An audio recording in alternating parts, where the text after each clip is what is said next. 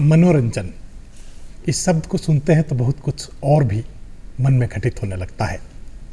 सीधे सरल शब्दों में मनोरंजन को व्याख्यायित करें तो लगेगा मन जिससे रंजित हो। निश्चित रूप से इसमें संगीत, नृत्य, नाट्य, चित्रकलाएं और दूसरी कलाएं भी सम्मिलित होती है। मनोरंजन का अर्थ मन से रंजित होने से ही नहीं जुड़ा है, बल्कि मन के रंगने से भी जुड़ा है।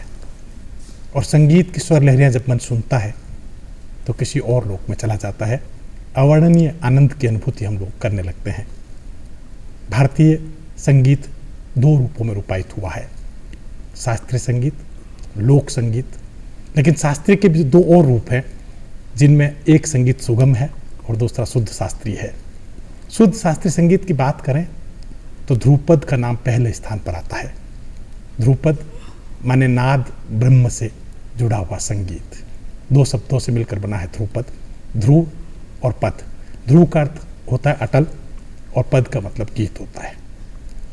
ध्रुपद सुनते हैं तो मन लगता है कि जैसे किसी और संसार में चला गया है। यह भी अनुभूत होता है कि संगीत सुने और सुनते ही रहें। ध्रुपद गायन में पुरुष वर्चस्व रहा है आरंभ से ही, लेकिन जिन महिला ध्रुपद गायिकाओं ने देश भर में अपने गायन से विशिष्ट स्थान बनाया है, उसमें महत्वपूर्ण नाम आता है डॉक्टर मधु भट्ट तेलंग का। राजस्थान की पहली महिला ध्रुपद गायिका है डॉक्टर मधु भट्ट तेलंग। और राजस्थान ही नहीं, देश विदेश में निरंतर उनकी प्रस्तुतियां सराही जाती रही है। बल्कि सराही नहीं जाती, बल्कि उन्होंने जो ध्रुपद में नवाचार किए हैं, जिस तरह के प्रयोग किए हैं और ध्रुपद की शुद्ध शास्त्रीयता को बचाए रखते हुए किस तरह से भारतीय संगीत में बढ़त की जाए, यह भी मधु भट्ट तेलंग से सीखा जा सकता है। शायद इसीलिए बीबीसी ने जब एक बार सर्वे किया था तो ये पाया था कि देश भर की जो 100 शक्तिशाली महिलाएं हैं, उनमें मधु भट्ट तेलंग का नाम भी लिया गया था। मधु भट्ट तेलंग को बहुत से पुरस्कार निरंतर मिलते रहे हैं, लेकिन पुरस्कारों से बड़ा पुरस्कार उनका यह है कि उनका गान निरंतर सराहा जाता रहा है। 45 साल से अधिक की संगीत साधना में उन्होंने ध्रुपद में बढ़त ही नहीं की है, बल्कि नई पीढ़ी को भी ध्रुपद गान से संस्कारित किया है। मधु जी, आपका बहुत बहुत स्वागत है आज के इस संवाद कार्यक्रम में। नमस्कार। नमस्कार मधु जी, मैं आपसे ध्रुपद की बहुत सारी बातें जानना चाहूँगा हमारे इस कार्यक्रम में, और नई पीढ़ी भी आपसे रूबरू हो रही है, तो यह भी हम जानना चाहेंगे कि ध्रुपद से आपका जुड़ाव कैसे हुआ। क्या उम्र थी आपकी जब आपने पहले ध्रुपद में अपना कदम रखा? सबसे पहले मैं जयपुर दूरदर्शन का अपनी ओर से आभार व्यक्त करती हूँ कि संवाद कार्यक्रम में मुझे उन्होंने आमंत्रित किया। और एक कलाविद जो है आप डॉक्टर राजेश व्यास साहब के साथ मैं रूबरू हो रही हूँ, ये भी मेरे लिए एक सौभाग्य की बात है। तो जैसा कि आपने मुझे पूछा कि ध्रुपद में आप कैसे आई, कैसे पदार्पण किया, वैसे ध्रुपद की परंपराएं मूल रूप से दो रही हैं। एक तो मंदिरों में वो उसका कीर्तन के रूप में वो आया है, और दूसरी ओर दरबारों में वो उसका जो है प्रस्तुतियां हुई हैं और उसका विकास हुआ है दोनों का जी। तो मैं सौभाग्य से दोनों ही परंपरा मैं बचपन से ही अपने इस क्षेत्र में आई हूँ, क्योंकि बचपन में मेरे पिताजी और मेरे पड़बाबा पंडित गोपाल जी भट्ट और मेरे बाबा पंडित गोकुल चंद जी भट्ट, वो दोनों हवेली संगीत जिसे आज का नाम दिया जाता है, ध्रुपद संकीर्तन उसका मूल रूप होता है, उसके वो एक तरह संत गायक थे दोनों। और मेरे पिताजी भी एक पारिवारिक परंपरा का निर्वहन भी कर रहे थे उस समय। अपने बुजुर्गों के साथ पीछे वो कीर्तन का भी अपनी भूमिका निभाते थे प्रभु के सामने आराधना में। और साथ में ही जब वो एजुकेट हुए ग्वालियर घराने में, जब ग्वालियर से उनकी एजुकेशन हुई माधव संगीत महाविद्यालय, मेरे गुरु पंडित लक्ष्मण भट्ट तेलंग जो मेरे पिताश्री हैं, और मुझे अपने घर में ही एक गुरु और पिता के रूप में ये वरदान मिला है एक तरह से। तो पिताजी से ही दोनों परंपराओं में ही मैं बचपन से संस्कारित होना शुरू हुई। और हवेली संगीत में तो क्योंकि बुजुर्गों की परंपरा रही, वो एक पारिवारिक परंपरा जो पुष्टि मार्ग से संबंधित है। आचार्य वल्लभाचार्य जी उसके एक तरह से आविष्कर्ता हैं एक तरह से इस पूरी परंपरा के। तो उनकी परंपरा के जो 500-600 साल के बीच की परंपरा बैठती है, उस परंपरा को हमारी पीढ़ी दर पीढ़ी लेते रहे। साथ में ही मेरे जो पिताजी राजा भैया पूछ वाले पंडित राजा भैया जो माधव संगीत महाविद्यालय थे, वहाँ अष्टांग गायकी भी होती थी, तो जिसमें ध्रुपद एक प्रमुख अंग होता था और साथ में ख्याल वगैरह अन्य गायकियाँ। तो मेरे पिताजी को वहाँ से एजुकेशन माधव संगीत महाविद्यालय में मास्टर्स डिप्लोमा किया उन्होंने, तो उसमें उनको ध्रुपद भी वहाँ पर भी मिला एक तरह से। तो मेरे को प्रसाद के रूप में दोनों परंपराएं बचपन से मैं पिताजी को सुनती थी, और साथ में हमारे एक अच्छी एक परंपरा हमारे माता पिता ने ही दोनों ने ही डाली है संस्कारित करने के हिसाब से, कि जब हमारी बड़े हम लोग 6 बहनें और 1 भाई हैं जी। तो जब बड़ी बहनें उनको वो बचपन में आज सुबह 4 बजे उठाते, ब्रह्म मुहूर्त में हमारे यहाँ सबसे बड़ी ये बात रही है कि माँ हमारी हम बच्चों को ब्रह्म मुहूर्त में उठाती थी और पिताजी के सानिध्य में बैठा देती थी। तो बड़ी बहनों के साथ साथ छोटी बहनों को सिर्फ, जैसे हम छोटे थे बहुत, तो वहाँ बैठ जाते थे, कभी लेट जाते थे, सुनते रहते थे। तो मुझे पिताजी का गाना जो है हमेशा जब वो अभ्यास वगैरह करते थे तो वो कब आत्मसात अंदर चला गया। और जब 12 साल की रही होंगी मैं, तो कोई एक कंपटीशन निकला था भारत सरकार का टैलेंट सर्च स्कॉलरशिप। तो उस समय तो बहुत कम कंपटीशन हुआ करते थे, कोई कई सालों में कोई 1 या 2 भारत सरकार की तरफ से होते। तो उस समय मैंने पिताजी से कहा, तो मेरे पिताजी ने बोला कि ख्याल और ध्रुपद, तो मैंने उनको ध्रुपद कहा कि आप जो गाते वो मुझे वो तैयार करना है। तो पिताजी बोले कि बहुत टफ है क्योंकि ये तो पुरुष लोग ही ज़्यादातर ओज की गायकी है। मैंने कहा नहीं, थोड़ा सा बचपन से एक प्रकृति मेरी रही है कि जो चीज़ें चुनौती वाली होती है वो ज़रूर मुझे अच्छी लगती हैं, कि क्यों भाई मेहनत क्यों नहीं कर सकती, मैं करूँगी। तो एक गले का गुणधर्म भी होता है, वो भी मेरा सूट करता था। ध्रुपद से ओज का जो एक होता है वाणी में, वो भी था। साथ में एक लगन वाली भी मेरी एक प्रकृति रही है, जिस भी काम को ले लिया उस पर पूरी तरह से समर्पित। क्या उम्र रही थी आपकी जब आपने पहली बार? 5 साल के से तो थोड़ा बैठना शुरू किया, और मैं बता रही हूँ जैसे 11-12 साल के बीच की रही होंगी तो कंपटीशन मैंने फाइट किया। तो मेरे को ध्रुपद में पहला स्थान मिला, फर्स्ट मिला। और बड़े गुणीजन लोग थे उस समय जिन्होंने इसको एग्ज़ामिन किया था। प्रोफेसर सुमति मुटाटकर जो स्वयं भी ध्रुपद गाती थी ख्याल के साथ, वो थी एग्ज़ामिनर। प्रोफेसर पंडित विद्याधर व्यास जी, ऐसे ऐसे गुणीजन उस समय रहे। तो मुझे अच्छा लगा कि ऐसे विद्वानों ने मुझे सेलेक्ट किया, प्रथम किया और मुझे स्कॉलरशिप मिली। तो मुझे एक होता है ना, पुरस्कृत हुआ, जब स्कॉलरशिप मिल गई तो एक रास्ता मिल जाता है। एक जब पुरस्कार बच्चे को इस उम्र में मिल जाता है तो एक उसमें एक उत्साह ऊर्जा आ जाती है। फिर मेरे पिताजी को कहा इन गुणीजनों ने कि आपने तो एक बहुत ऐतिहासिक काम किया है इसमें। तो ये कौन सा साल होगा जिस समय आपने पहली प्रस्तुति दी ध्रुपद? मैं पहली प्रस्तुति तो ये मानिए कि 1974-5 के बीच की बात है ये। अच्छा, ये उस समय मधु जी एक बात और पूछना चाहता हूँ आपसे, ये वह दौर था जब ध्रुपद में महिलाएं बहुत कम, बल्कि कहा चाहे नगण्य के रूप में जो महिलाएं ध्रुपद गायन में थी। तो कहीं कुछ ऐसा आपको कोई सुनने को मिला कि ध्रुपद तो जो है पुरुषों का गायन है, कैसे कोई महिला प्रवेश कर गई है इसमें? जी, वैसे तो देखिए कि लोग हतप्रभ होकर देखते थे, आश्चर्यचकित होकर देखते थे कि वह, क्योंकि गमक वमक भी लगाती थी, क्योंकि गमक लगाना बड़ा कठिन है महिला के, क्योंकि उसकी जो प्रकृति होती है। कि तो मेरे पिताजी ने कहा कि जब पूरी शैली को आपको अपनाना है तो वो एक पौरुष जो गुण होता है वो भी उसमें आना चाहिए। तो मैंने उस पर खूब मेहनत की और पिताजी ने खूब कराई। तो जब लोग गमक सुनते थे तो लोगों को लगा कि यार ये तो बहुत अद्भुत काम कर रही है बच्ची। तो पहले तो जब ये होता था कि भाई कोई लड़की फाइट कर रही है, कंपटीशन में आ रही है और वो ध्रुपद गाएगी, तो लोग सोचते क्या गाएगी, किंतु जब सुना उन लोगों ने तो उनको वास्तव में लगा। और गुणीजन ने भी कहा, जैसे मैंने कहा ना, हमारे एग्जामिनर्स ने भी कहा कि आपने बहुत ही अच्छा काम किया है भट्ट जी, मेरे पिताजी को बोला, और इस लड़की को आप ध्रुपद में उतारिए, क्योंकि ये ध्रुपद के लिए अप्रोप्रिएट आपको कैंडिडेट मिला है, चाहे बच्ची के रूप में है। परंतु अभी तक ये इतिहास भी नहीं है, राजस्थान में भी कोई ऐसा इतिहास नहीं था। तो मेरे पिताजी ने ये सोच के नहीं कि मेरे को पहली महिला या कोई यश लेना है इससे, बल्कि उन्होंने ये कहा कि इस क्षेत्र में मुझे महिलाएं क्यों नहीं आएंगी, क्योंकि ये पुरुषों का ही वर्चस्व रहा है। तो क्योंकि वनस्थली विद्यापीठ में मैं पढ़ी हुई हूँ, जो महिलाओं की शिक्षा की एक बहुत प्रतिष्ठित संस्था है। तो मेरे पिताजी ने वहाँ 48 साल पढ़ाया। तो एक वहाँ एक अपने आप में एक महिलाओं के उत्थान की एक कल्चर थी वहाँ, और मेरी माँ भी पुराने ज़माने की थी। फिर भी उन्होंने कहा कि ये इस बच्ची को इस क्षेत्र में मुझे उतारना है। तो थोड़ा पेरेंट्स का भी इसमें बहुत एक आशीर्वाद रहा, मैं मान सकती हूँ। मेरे पिताजी का संगीत, मेरे को आत्मिक संगीत जो मुझे अच्छा लगता था, वो सब मिलके मुझे कब मेरे अंदर वो चला आया और मैं उस क्षेत्र में आ गई। अच्छा मधु जी, बड़ी बात आपने कही कि गमक जो बड़ा मुश्किल काम होता है उसको साधना किसी महिला को, जो गमक और मींड युक्त नोम तोम जब ध्रुपद में होता है तो ध्रुपद सजता एक प्रकार से, यूँ कहें कि राग शुद्धता में जो है ध्रुपद हम लोगों को भाता भी है।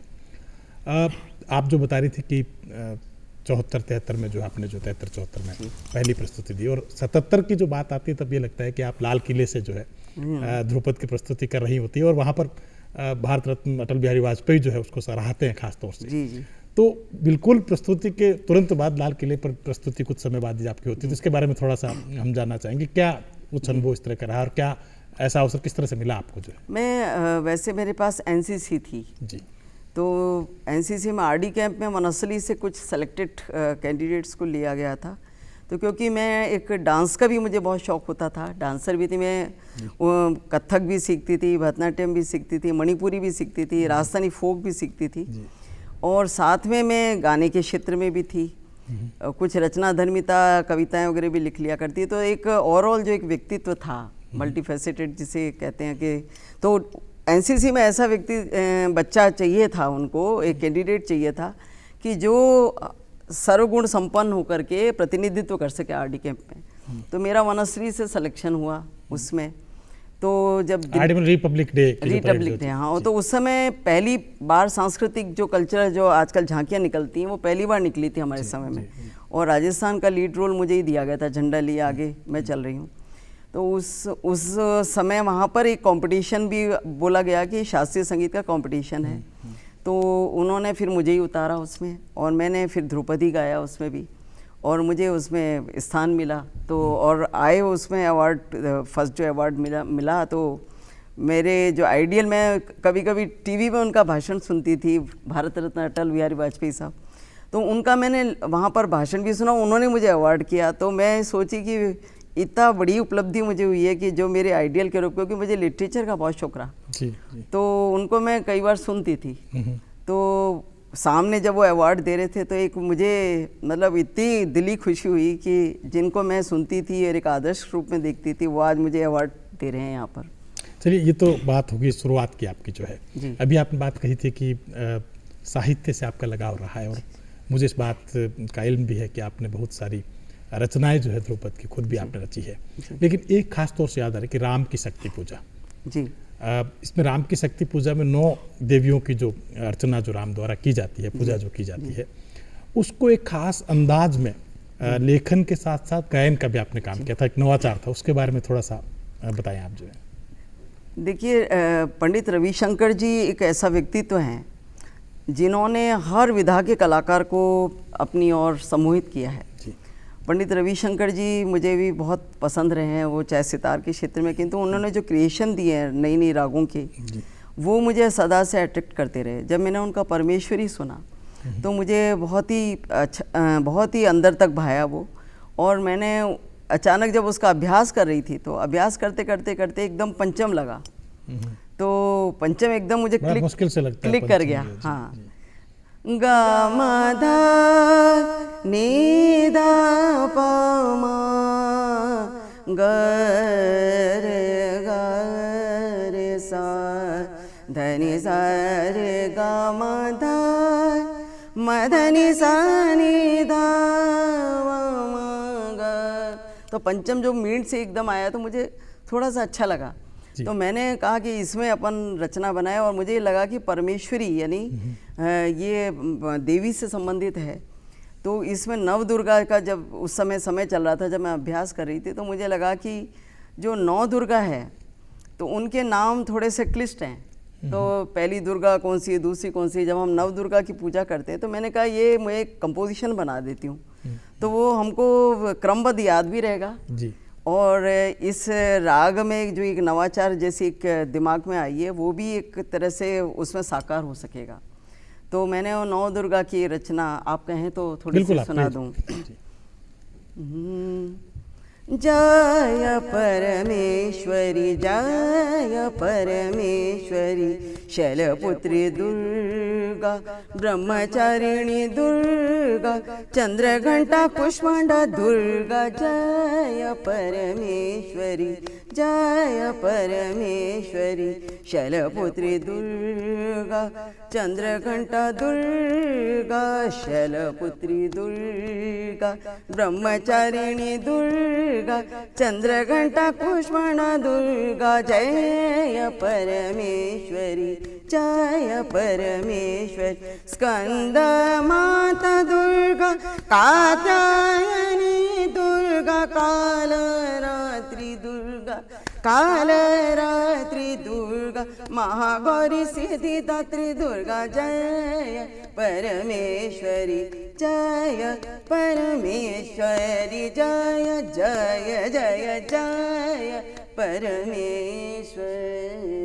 वाह, बहुत ही मधुर कंठ से आपने इसको कहा, और बल्कि यूँ भी लग रहा था कि साज की शायद जरूरत ही नहीं पड़ती। मुझे लगता है शुद्ध संगीत वही होता है जहाँ साज गौण हो जाता है और कंठ प्रधान हो जाता है। मधुर ताल में निबद्ध है, ध्रुपद की ही ताल। और मधुपर तेलंग की गायकी की यही विशेषता है कि वो जब गाती हैं तो माधुर्य का एक प्रकार से अनुष्ठान होता है।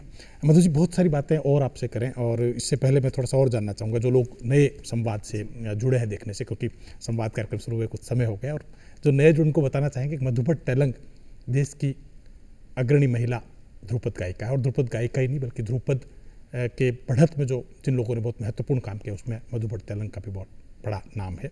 मधु जी, एक बात बताइए आपकी, जैसे आप मणिपुरी नृत्य से जुड़ी हुई रही हैं, आप भरतनाट्यम से, कथक से आपका रहा है, और थिएटर से भी आपका लगाव रहा है।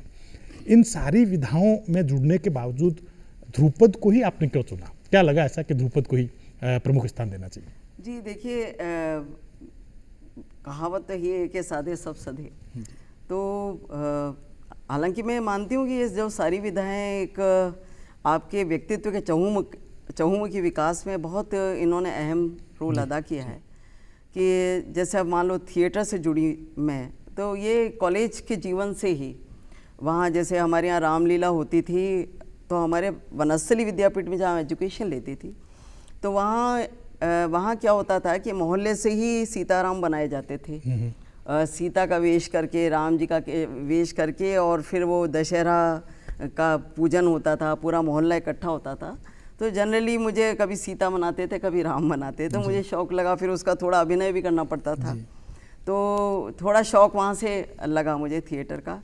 फिर कॉलेज और स्कूलों में जहाँ हमारे यहाँ एक सप्ताह का एक कार्यक्रम हुआ था कल्चरल वीक, तो उसमें कुछ नाटक हम लोगों से करवाया करते थे स्कूल की एक्टिविटीज़ के रूप में। तो कई बार जैसे रामलीला के भी हमको वहाँ पर अभिनय करवाया गया, तो क्योंकि राम जो लीला है वो मेरे एक शौक़ का विषय रहा बचपन से, तो कई बार रावण की भी भूमिका मिली कई बार, तो स्कूलों से एक तरह से शौक़ लगा।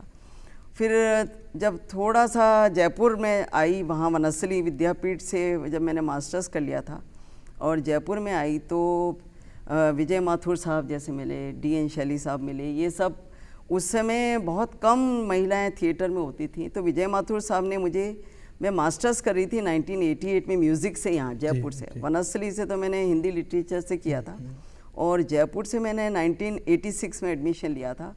तो यहाँ पर वो मेरे को मॉन एक्टिंग का शौक़ था, काबुली वाला का एक एक्टिंग मैं कर रही थी यहाँ पर। हाँ, तो उन्होंने मेरा एक्टिंग देखा तो बोले, अरे तुम तो म्यूज़िक क्या, तुम तो थिएटर की भी बहुत अच्छी कलाकार हो।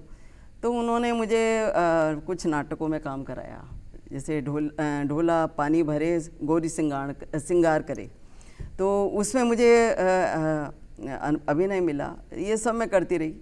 फिर हुआ कि जयपुर जो तमाशा है वो हमारी फैमिली का एक तरह से ट्रेडिशन है, भट्ट फैमिली की ट्रेडिशन है ब्रह्मपुरी में, वंशीधर भट्ट जी की परंपरा से। तो हमने वासुदेव जी का किया भी था संवाद। जी। तो हमारे जो पिताजी हैं, तो हमारे जो बाबा लोग रहे थे वो गोद आए थे इनके परिवार में, तो और वो जयपुर का जो तमाशा होता था उसमें, तो उसमें भी हमारे बाबा लोग भी जुड़ते थे क्योंकि पारिवारिक परंपरा होती थी। तो बीच में क्या हुआ कि ऐसा एक दौर आया था तमाशे में कि जब महिलाएं कलाकार बिल्कुल ही उसमें तो होती ही नहीं थी, और जयपुर तमाशा को थोड़ा सा उसके लिए एक थोड़ा सा उसमें बूस्ट करना की आवश्यकता थी उसको, क्योंकि जयपुर तमाशा बहुत प्रचलित नहीं हो रहा था उस समय। तो मैं जब वनस्थली आई थी तो मेरे पिताजी का एक इच्छा हुई अंदर से कि इसमें यदि महिला पात्र, और क्योंकि इसमें भी अष्टांग गायकी का एक रोल है, बहुत अच्छा, इसमें क्लासिकल का भी है तो फोक का भी है, थिएटर सब कुछ है इसमें। तो मैं क्योंकि थिएटर भी करती थी और क्लासिकल में भी मेरी तालीम थी, तो मुझे जयपुर के जो तमाशा था, तो हमारे काका लोगों से मेरे बाबूजी ने कहा कि इसको आप लेंगे तो थोड़ा सा मुझे लगता है कि इस तमाशे में और कुछ एक जान सी आ जाएगी। तो मैंने कुछ समय तमाशा किया अपने घर की परंपरा समझ करके। तो लैला मजनू है जैसे जोगी जोगण का तमाशा मैंने किया। तो वो तमाशा इतना अच्छा चला, रविंद्र मंच में भी जब कौशल भार्गव हुआ करते थे तो उन्होंने यहाँ तक कह दिया था कि मधु यदि तुम जयपुर तमाशा करती हो तो तुम्हें ध्रुपद से ज़्यादा प्रसिद्धि मिलेगी क्योंकि ये लोक क्षेत्र है। तो मैंने कहा कि नहीं, ये तो मैं टाइम बिंग आई हूँ क्योंकि मुझे लिटरेचर भी सुनने को मिल रहा है इसमें, लिटरेचर क्योंकि मेरा शौक़ रहा है। तो जहाँ जहाँ लिटरेचर, जहाँ भी म्यूज़िक होता है वो मेरा इंटरेस्ट का विषय रहा हमेशा। तो इसमें भी बड़े बड़े कथानक हुआ करते थे, अच्छा साहित्य मिलता था, तो वो भी मैंने खूब याद किया और उसको भी आत्मसात किया। फिर मुझे एक पॉइंट पे जाकर लगा कि मुझे क्योंकि ध्रुपद की साधना एक ऐसी कठिन साधना है कि आपको पूरा उसमें समर्पण चाहिए। तो जब मेरे को अवार्ड मिल गया रेडियो का 1982 में, ऑल इंडिया में मुझे फर्स्ट अवार्ड मिला, तो उसमें गोल्ड मेडल मिला था और बहुत सीनियर कलाकार थे ब्रह्मानंद गोस्वामी जी, उन्होंने मुझे गोल्ड मेडल दिया था, पूरी इंडिया में आकाशवाणी में फर्स्ट मिला। तब मैंने फिर डिसाइड किया कि मुझे अब ध्रुपद में ही, फिर ध्रुपद में तो आपको कला गुरु जी आगे कला गुरु का मुझे संस्कार भारती से भी मिला और भी संस्थाओं से भी मिला, वहाँ से मिला, भोपाल से भी मुझे मिला है, मधुबन संस्था से मिला है, तो कला गुरु का भी अवार्ड मिला मुझे। तो मैंने फिर सोचा कि मुझे ध्रुपद के क्षेत्र में पूरी तरह से डेडिकेट होकर के एक क्षेत्र को पकड़ना है। मधु जी, आपने हरिदास समारोह में गाया है, आपने पंडित ओंकारनाथ ठाकुर समारोह में गाया है, तानसेन समारोह जो ग्वालियर में होता है उसमें आपने गाया है, और स्वामी हरिदास यूरोप में भी जो है आपने बहुत सारे प्रस्तुतियाँ दी है।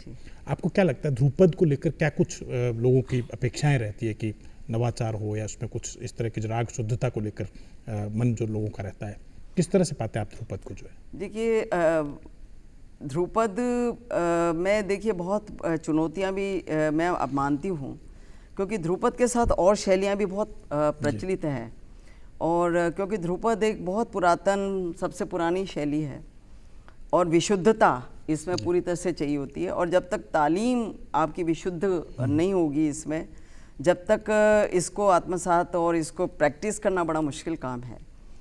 और ध्रुपद के साथ कंपटीशन में आपके पास अच्छा एक फिल्मी म्यूज़िक भी है, जहाँ नई नई क्रिएशंस भी हो रहे हैं, नई नई म्यूज़िक कंपोज हो रहा है। ऐसे ख्याल में भी आपने नए नए घरानों में सुना होगा कि बहुत अच्छी अच्छी बंदिशें बनी हैं, बहुत सारी शैलियाँ इर्द गिर्द, जो कि आपके में ध्रुपद में को एक तरह से चुनौती के रूप में है वो। तो मैंने बहुत विचार उसमें ये किया कि ध्रुपद में जब भी मैंने बहुत सारे फेस्टिवल अटेंड किए, बहुत सीनियर्स को भी मैंने, सारे उस पंडित उस्तादों को भी सबको सुना, तो घरानों में कुल मिला के हर घराने में 5-6 रागें ऐसे ही होती हैं। तो जब भी हम लोग सुनते थे तो वही राग, वही बंदिशें, क्योंकि घराने की प्रतिबद्धता होती है कि क्योंकि वो शुद्ध घराने को प्रेजेंट करते होते, तो वो एक प्रतिबद्धता होती है कि हम एक पूरी घरानेदारी चीज़ को ही हम करके ही उसको एक तरह से मेंटेन रखें। तो क्या होता था कि उसमें एक आम जो बच्चा है, एक आम नई जो पीढ़ी है, वो उसको थोड़ा सा एक मोनोटोनस सा मुझे एक लगता था कि इसमें कुछ नए कंपोजिशंस भी होने चाहिए। दूसरा, बहुत सारे वाद्यकार ऐसे रहे हैं हमारे यहाँ कि जिनके, आपने क्या कुछ नए प्रयोग किए, थोड़ा सा जानकारी दें। जी, बहुत सारे कंपोजिशन मेरे पिताजी ने भी बनाए, नई रागें भी बहुत सारी पिताजी ने जैसे बनाई हैं। जैसे उन्होंने रविशंकर से हटके जोगेश्वरी बनाई, अपनी तरह की जोगेश्वरी बनाई है। ऐसे ही उन्होंने जौन तोड़ी एक अपनी तरह की बनाई है, पंडित लक्ष्मण भट्ट तेलंग जी। हाँ, मेरे पिताजी ने बहुत, और नए नए राग उन्होंने कई राग बनाए, केदार कल्याणम बनाई। किसी खास राग की बात अपन करें जिसको बहुत ज़्यादा देश भर में सराहा गया? जैसे ओड़व कल्याण है, अपने 5 राग की कल्याण। जी जी। सा गा मा पा नि सा नि पा म ग नि सा नि पा नि सा ग म ग सा। ये एक औड़ा इसमें थोड़ा कर्नाटकी थोड़ा सा वो आता है, हाँ बिल्कुल, आस्वाद जो है। देखिए हमारे यहाँ जो एक थाट पद्धति है अपनी, उससे प्रभावित तो रही है, साउथ से प्रभावित रही है, और साउथ हुआ चाहे उत्तर हुआ, एक दूसरे को प्रभावित तो किया ही है। बहुत सारे ऐसे ही हमारे पिताजी ने केदार कल्याणम भी बनाया, केदार और कल्याण को मिला करके। जोगेश्वरी है, उसमें थोड़ा सा जोग का भी है थोड़ा सा, और उसका अपने थोड़ा सा अपने बागेश्वरी और इन सब के मिश्रण से बनाकर रागेश्वरी, ये सब के मिश्रण से। मधु जी, एक बात ध्रुपद की कर रहे थे, मुझे और दिमाग में कौंध रही थी बात कि ध्रुपद की जब बात करते हैं तो लगता है एक तो ग्वालियर ध्रुपद का जो घराना, और एक दूसरा डागर घराने की बात की, जो डागर घराने में 4 वाणियों की खास तौर से बात की जाती है। आप दोनों ही घरानों की परंपराओं से जुड़ी रही गायन से, तो कभी लगा नहीं कि किसी एक में ज़्यादा नाम मिलता आपको? नहीं, देखिए ग्वालियर घराना जो है मूल घराना है, जिसे हम तानसेन का ही घराना कहते हैं जी। मान सिंह तोमर जो है उन्होंने ध्रुपद का जो कहते का आविष्कार किया था। ग्वालियर घराना सेनिया घराना, मतलब मूल घराना जो है वो अपना ग्वालियर घराना ही है एक तरह से, और सेनिया घराने से जिसकी अपन उसका मान सकते हैं, और सेनिया से ही ये ध्रुपद की वाणियाँ निकली हैं, चतुष्वाणियाँ जिसे कहते हैं अब। तो जो है डागर वाणी है, चाहे वो नौहार वाणी है, चाहे वो खंडार वाणी है, है ना, चाहे वो गोवरहार वाणी है, ये सब जो चारों जो खंडार वाणी है, जो चारों वाणियाँ रही हैं, वो अपनी मतलब एक तरह से उसमें प्रमुख गीतियाँ रही हैं, गीतियों से वाणी आई है। तो मैं ऐसा मानती हूँ कि कोई प्रमुख तत्व हर वाणी में हो सकते हैं, परंतु जो हमको गाने को सारी जब हम घरानों को सुनते हैं तो उसमें हम गीति जो होती है, साधारणी गीति का उसमें, क्योंकि कोई भी घराने में सब में गमक ली जाती है, सब में मीण होती है, सब में ज़्यादा चारों पट भी मिलते हैं, किसी में 2 पट भी मिलते हैं। ऐसे से हर विशेषता जो ध्रुपद की होती है, चारों ही वाणियों में कुछ ना कुछ होती है।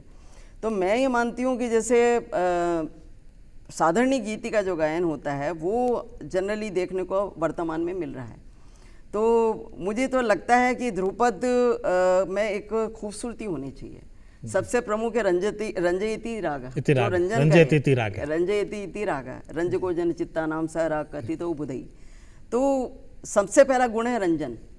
तो हमको ये मेरे को कोई ऐसा दिमाग में नहीं रहा कि मुझे इससे ज़्यादा प्रसिद्धि मिलेगी। मुझे ध्रुपद कितना खूबसूरत हो सकता है उस पर मेरा थोड़ा फोकस। ध्रुपद के सौंदर्य से आपका गान जुड़ा रहा, हर बात महसूस भी होती है जब गा रही होती है आप। एक बात और, क्योंकि समय किसी में बहुत छोटी चीज़ों में बात से करूँगा आपसे बात जो है, आप संगीत के अध्यापन से भी जुड़ी रही हैं और ध्रुपद की एक नई पीढ़ी तैयार करने में बहुत महत्वपूर्ण भूमिका रही है, क्योंकि मैंने कई बार देखा भी आपको, चाहे वो गढ़ गणेश का मंदिर हो या फिर जवाहर कला केंद्र है, वहाँ पर कार्यशालाएं भी निरंतर आप आयोजित करती रही हैं। क्या कुछ नई पीढ़ी की अपेक्षा है ध्रुपद से? जो देखिए वही मैंने बताया कि नई पीढ़ी को पहले तो अट्रैक्ट करना पड़ेगा जी, आपको पुरानी चीज़ को भी आपको बताना पड़ेगा, क्योंकि परंपराओं का निर्वहन ज़रूरी है, और दूसरा उनको समसामयिक चीज़ों से भी बहुत जोड़ना ज़रूरी है। तभी हम जब एक संवेद पूरा उसमें एक सर्वगुण संपन्नता होगी, तभी कोई शैली को हम। आपने महिला शक्ति पर भी एक अलग से राग बड़ी चर्चित रही आपकी जो है। जी, थोड़ा सा कंपोजिशन मैंने बनाया है। कन्या बचाओ कन्या पढ़ाओ पर भी है। थोड़ा सा।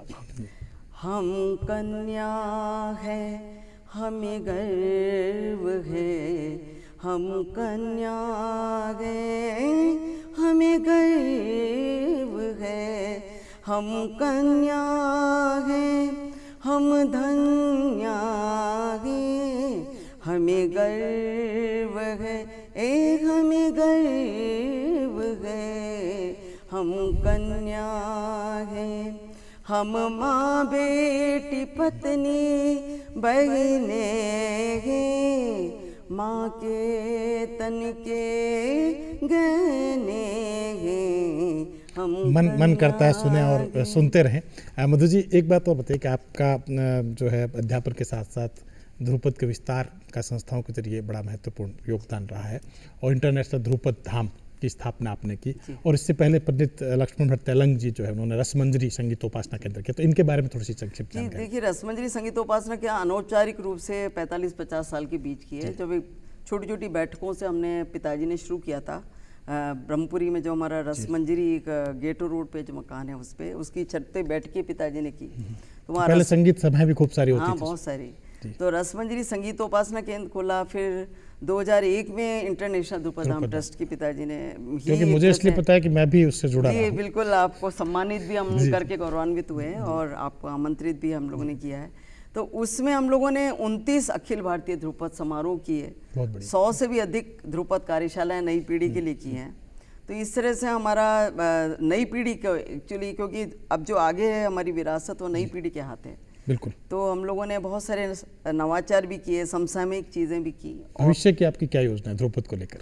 भविष्य में तो मेरी योजना एक ही है कि इसमें एक तरह से एक पीठ बने या एक गुरुकुल का एक पूरा सिस्टम डेवलप होना चाहिए, क्योंकि इसमें थोड़ा सा एक संरक्षण संवर्धन हमें चाहिए, सरकार का भी चाहिए, क्योंकि हमारे पास आवासीय एक लिमिटेशन है जी। हम भोजन पानी सब दे सकते हैं अपनी तरफ से, किंतु एक आवासीय हमको एक तरह से पूरा गुरुकुल जैसे मिल जाए। बाहर से जैसे मेरे पास स्टूडेंट होते हैं, अंग्रेज भी होते हैं, उन लोगों के लिए थोड़ी आवास की समस्या रहती है। तो भविष्य में यही योजना है कि हम कुछ संसाधन। ध्रुपद का भविष्य क्या मानती है? ध्रुपद का भविष्य बहुत ही उज्जवल है। जैसे अब तो मैं मानती हूँ कि ध्रुपद मेला एक वाराणसी, मुझे हमेशा उसका उदाहरण देती हूँ, अभी आज ही खत्म हुआ है वो जी। शिवरात्रि पे होता है 4 दिन का। उसमें आप देखिए कि शाम को 6 बजे से लेकर मॉर्निंग 8 बजे तक की सिटिंग होती है, और उसमें सबसे ज़्यादा युवा और वो महिलाएं सबसे ज़्यादा पार्टिसिपेट इस समय कर रही हैं। नई पीढ़ी के महिलाएं इसमें आ रही हैं। तो ध्रुपद का एक, और इसमें हर क्षेत्र के हैं, चाहे वो वीणा से संबंधित लोग हैं, चाहे वो गिटार से संबंधित लोग हैं, चाहे वो सरोद से संबंधित हैं, चाहे संतूर से संबंधित है, सभी ध्रुपद आजकल बजा रहे हैं और गा रहे हैं। तो मैं तो कहूँगी कि ध्रुपद तो बहुत ही विकसित हुआ है। और बहुत महत्वपूर्ण बात डॉक्टर मधुपर तेलंग ने कही कि ध्रुपद के विस्तार की अनंत संभावना भी मौजूद है, बशर्ते कि ध्रुपद को रोचक ढंग से, ध्रुपद के सौंदर्य का संधान करते हुए इसकी बढ़त की जाए। और निश्चित रूप से डॉक्टर मधुपर तेलंग ने महिला ध्रुपद गायकी कोई आगे नहीं बढ़ाया, बल्कि राग शुद्धता की इस गायन शैली को निरंतर नए आयाम दिए हैं। संवाद में इसी तरह से हम विशिष्ट शख्सियतों से आपकी मुलाकात कराते हैं। आज संवाद में मधु जी आप हमारे साथ आई, आपका बहुत बहुत आभार। जुड़े रहिए संवाद से, इसी तरह से एक और किसी हस्ती से आपको अगली बार मुलाकात करेंगे। बहुत बहुत आभार मधु जी। थैंक यू, नमस्कार, धन्यवाद।